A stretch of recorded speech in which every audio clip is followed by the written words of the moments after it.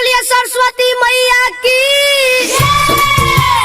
ओम गाड़ी स्वाहा, ओम अग्नि स्वाहा, ओम गजाय स्वाहा, स्वाहा स्वाहा स्वाहा। हमारे डीजे ऑपरेटर से आग्रह है कि तमाम बक्सा टोली पर बांध दें, क्योंकि भसान का समय हो चुका है। इस बार का भसान कुछ अलग अंदाज का होगा। सब बहन दही टोली पर बक्सा तमाम ये बेर लगता नहीं क्या करो रे नटुआ के दाम। बउआ ऑपरेटर कभी जल्दी जल्दी बांध।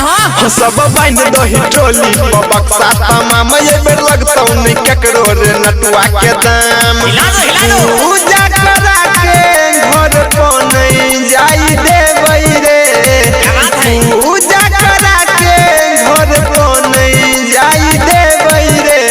यही बेर का भसान में पंडित जी के डीजे पर नचेवई रे। यही बेर का भसान में पंडित जी के डीजे पर नचेवई रे।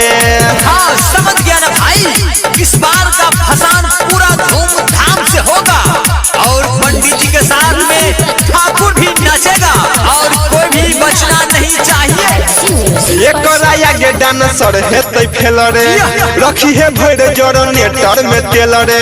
कहीं जे बंद है तो डीजे पर गाना हो जे तो सोचल पलान सब फेल रे। सब मिलकर गर्दा मचा दो। हाँ एक राया के डांसर हेतै फेल रे, रखी है भर जनरेटर में तेल रे। कहीं जे बंद है तो डीजे पर गाना हो जे तो सोचल पलान सब फेल रे। पोथी पतरा के कुट्टी में टाइम देवई रे।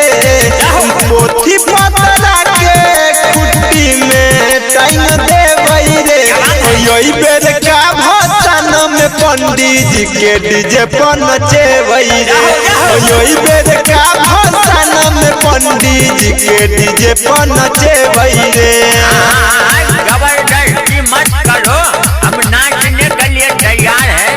दुका लेके आओ जल्दी। अरे लड़का रे, पंडित जी के लिए गुटका नहीं, जर्दा पान लेके आओ। पान खिए बैठिरी जीरो जरदा, आज शर्म के हटाई के पर्दा।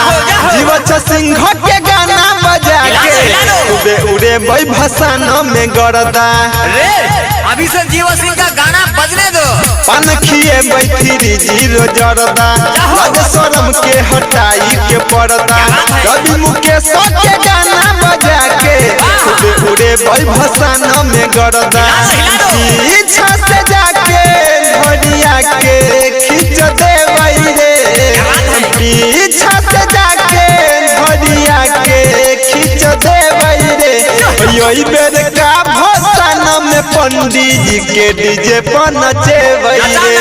यही बेर का भसान में पंडित जी के डीजे पर नचेवई रे। केना ये पंडित जी तहन में तैयार छियै ना।